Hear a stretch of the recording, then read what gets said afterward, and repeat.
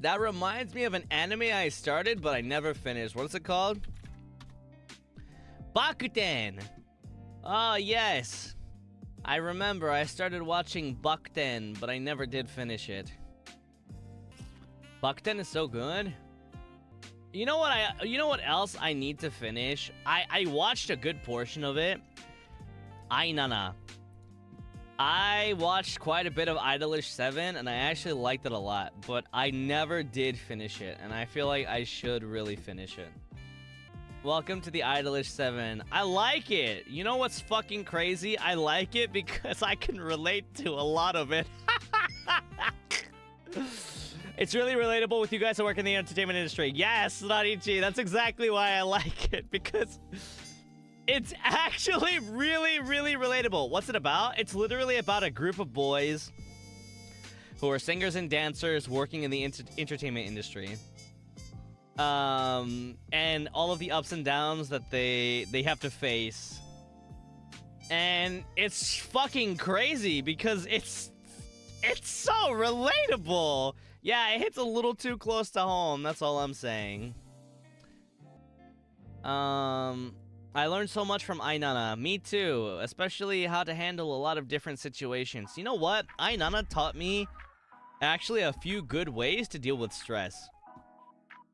Actually, like, unironically. You know what? I'm gonna go into, like, a deep talk about anime for a second, bro.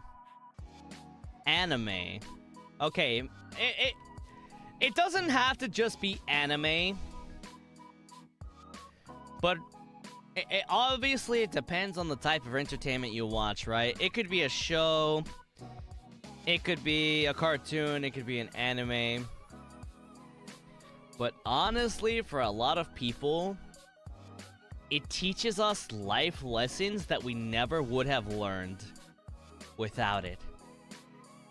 Like, for example, I've learned so many life lessons from anime that it's unfucking real. And I know there are some people out there that are laughing and they're like, psh, anime, if you want life lessons, go out and fucking live your life. And you know what's crazy?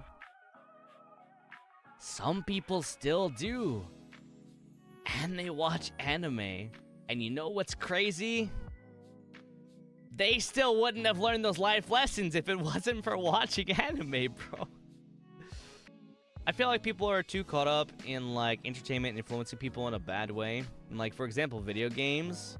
But they fail to see how it influences people in a good way. Like, for example,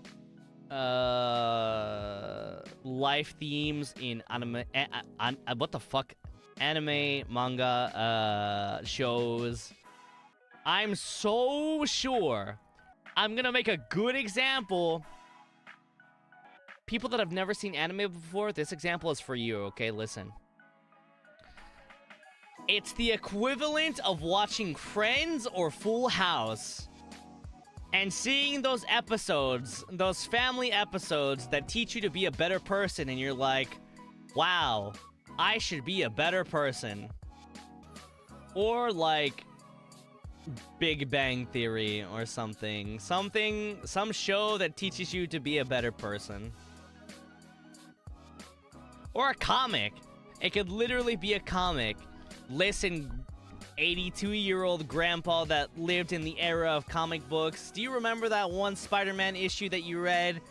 And you were like, damn, Spider-Man is such a gentleman. He treats Mary Jane good. I gotta treat my girl good. That is the exact same thing. Alright, grandpa. So stop judging people that watch anime. One of the best things that anime can teach us, and even one of the best things that anime can teach, that anime has taught me, perspective. So, I'm gonna go off on a really long tangent right now. So, there's two kinds of perspective that I was taught from anime. Number one is the general idea of perspective. What anime taught me, especially slice of life anime, like family, school, stuff like that, In real life, we cannot see through the eyes of other people. We don't know what they're thinking. We don't know what they're going to do, stuff like that. We don't know how they handle different situations. But the cool thing about anime is that it kind of gives us a glimpse into other people's thoughts, and it opens the door of understanding perspective that is not your own. I feel like anime, manga, shows, stuff like that are so good for people that are really arrogant, because it shows them a glimpse into understanding what perspective actually means.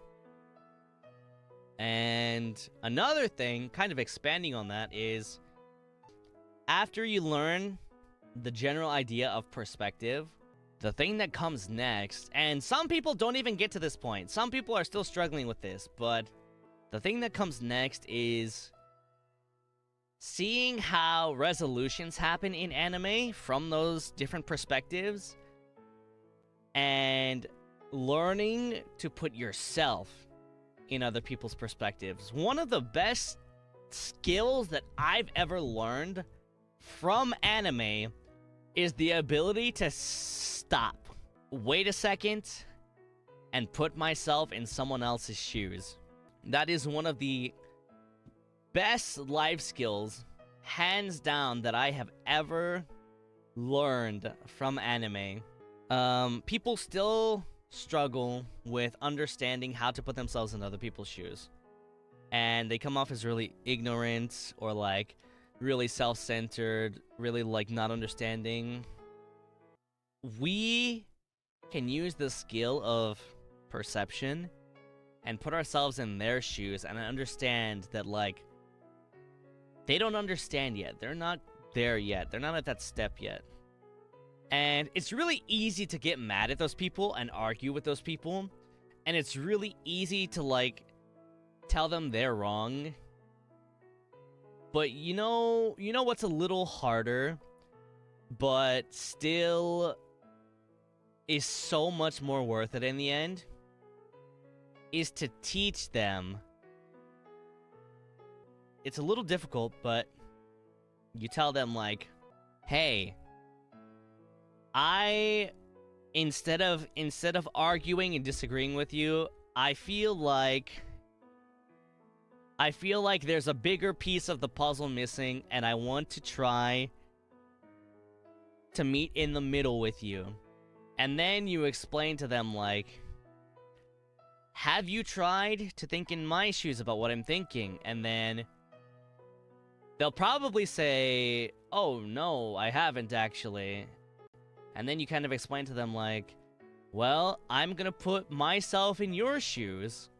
And then you tell them, like, I understand your point here. I understand your point here. And why don't we try to meet in the middle? And then swing it back around on them. Be like, hey, why don't you try to put yourself in my shoes? Why don't you try to meet in the middle with me on some things? You know, it's really easy to shut down someone, but it's more worth it in the end to try to help them grow even a little. This is kind of the realistic side of it. Sometimes, if you try to do that and people are still really stubborn and they don't want to listen and they're not willing to listen or negotiate, then they don't want it. And you know what? That's fine. You don't gotta deal with it. Sometimes they don't want to grow. Sometimes they don't want to change. And you know what you do in those times? You just say, thank you very much for your time, and thank you for the talk. And you just walk right out of their lives. And they can learn on their own somewhere else. All the days and weeks and months you could spend stressing about why they don't understand you, stressing about how you want to try to force things, all those days, weeks, and months could be spent doing so many better things, so many more things worth your time. You can try, but not everyone will listen. You at least know you've done your best and you treated them kindly. And you know what? That's good. If you treated someone with kindness and respect and it just doesn't work out, then you absolutely have the right to just walk out of their lives. If you can. This doesn't apply to parents. Well, that's a whole complicated thing. That's a whole different beast. Until you're 18, good luck. Good luck. Now it's a game of, like, building patience. Yeah, family is just something completely different. Yeah. But yeah, we always try to do our best no matter the circumstances. You know what? I don't even remember how we got to this.